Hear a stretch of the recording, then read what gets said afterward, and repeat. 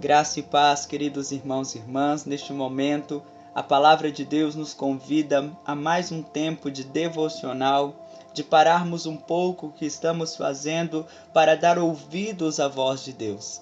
E a nossa oração como igreja é que a palavra do Senhor ministre vida sobre o nosso coração, traga direcionamento sobre a sua vida, despertamento e um grande avivamento sobre as nossas vidas. A palavra do Senhor no Evangelho de Mateus, no capítulo 23, a partir do versículo 37 ao 39, o Senhor declara ao nosso coração: Jerusalém, Jerusalém, que mata os teus profetas e apedreja os que te foram enviados. Quantas vezes quis eu reunir os teus filhos como a galinha ajunta os seus pintinhos debaixo das asas, e vós não o quisestes? Eis que a vossa casa vos ficará deserta. Declaro-vos, pois, que desde agora já não me vereis, até que venhas a dizer: bendito o que vem, em o nome do Senhor. Aleluia! Meditando nestes 3 versículos de Mateus, do capítulo 23, encontramos as próprias palavras do nosso Mestre, de Jesus, declarando sobre Jerusalém, a cidade que ficaria marcada em sua vida, em sua trajetória, como lugar da crucificação, como lugar do julgamento, diante de Herodes, diante do Sinédrio. Jerusalém para Jesus ficaria sendo um marco da sua entrega, do amor de Deus revelado sobre toda a humanidade. E o interessante é que Jesus, olhando para aquela cidade, vendo o templo, contemplando as famílias, as pessoas que ali viviam, ele então traz em forma de lamento, de exclamação, de clamor, declarando: Jerusalém, Jerusalém, que mata os teus profetas e apedreja os que te foram enviados. Quantas vezes eu quis reunir os teus filhos, como a galinha ajunta os seus pintinhos debaixo das asas, e vós não o quisestes. A primeira parte do verso 37, Jesus traz um contexto histórico de quantos profetas, quantos homens e mulheres foram apedrejados e mortos em Jerusalém. Do mesmo modo, após trazer este grande contexto, Jesus declara que na intenção do seu coração, mesmo Jerusalém tendo pecado constantemente, em diversos momentos, Jesus expressa um sentimento de amor, de compaixão por aquela cidade, dizendo: quantas vezes eu quis ajuntar os teus filhos debaixo das minhas asas, nos meus braços, na minha mão poderosa. E como exemplo, Jesus traz a imagem de uma galinha que coloca debaixo das suas asas os seus filhotes, os seus pintinhos, para os proteger. Da mesma forma, a graça de Deus está disponível para nos envolver. As mãos do Senhor, como o profeta Isaías declara, não estão recolhidas, escondidas, antes estendidas para salvar, para te abençoar e a todos aqueles que invocam o seu nome. Porém, como Jerusalém, podemos nos identificar no sentido de ouvir a voz de Deus, de conhecer a vontade, as promessas, o propósito de Deus sobre a nossa vida. E ainda assim, por causa do pecado, de tantas falhas, acabamos nos afastando da presença de Deus e nos afastando igualmente do seu propósito sobre a nossa vida. Mas algo que precisa ficar muito claro: Deus não ama o pecado. Pelo contrário, o Senhor abomina o pecado, mas o pecador as pessoas, eu e você, meu querido irmão e irmã, sempre continuaremos sendo alvos do amor de Deus, independente daquilo que fazemos ou deixamos de fazer. E o olhar de Deus a seu respeito sobre a minha vida continua sendo como Jesus declarou sobre Jerusalém, uma cidade que matou muitos profetas.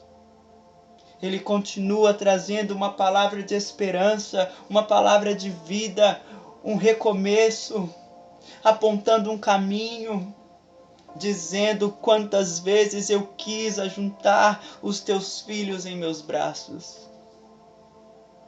Hoje, o Senhor deseja te dar um abraço tão grande, meu querido irmão e irmã, e te envolver com a sua graça, te envolver com a sua misericórdia, porque Ele deseja nos ajuntar em seus braços, no lugar de refúgio, no lugar de proteção, no lugar de acolhimento, no lugar de vida, de arrependimento, de paz, de esperança, de novidade de vida, de perdão, de mudança, uma nova vida.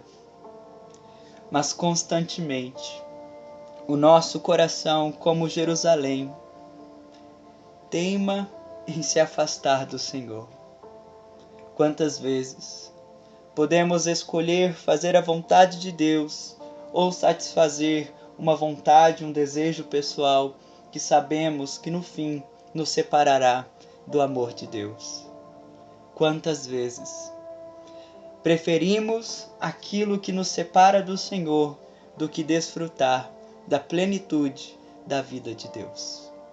Então, neste momento, olhando para o texto de Mateus capítulo 23, a partir do verso 37, ainda que erramos ou pecamos, o amor de Deus continua sendo o mesmo, imutável, incomparável sobre nós. E existe uma oportunidade. Para Jerusalém, Jesus declara que a casa de Jerusalém ficaria deserta, e desde aquele momento em diante declarou que não o veriam mais até o dia que olhariam para a eternidade, olhariam para os céus e ali contemplariam o Filho do Homem, o Filho de Deus, voltando e declarando: bendito que vem em nome do Senhor. A expressão bendito que vem em nome do Senhor, que ficou marcada naquele domingo de Ramos, na última semana antes da crucificação, é também um anúncio da nova aliança como igreja que declaramos sobre a segunda vinda de Jesus, do nosso Mestre. Então esta frase, quando a palavra, o Evangelho declara bendito que vem em nome do Senhor, é justamente quando Jesus voltará para buscar a sua igreja, a sua noiva adornada, preparada para o banquete do Cordeiro.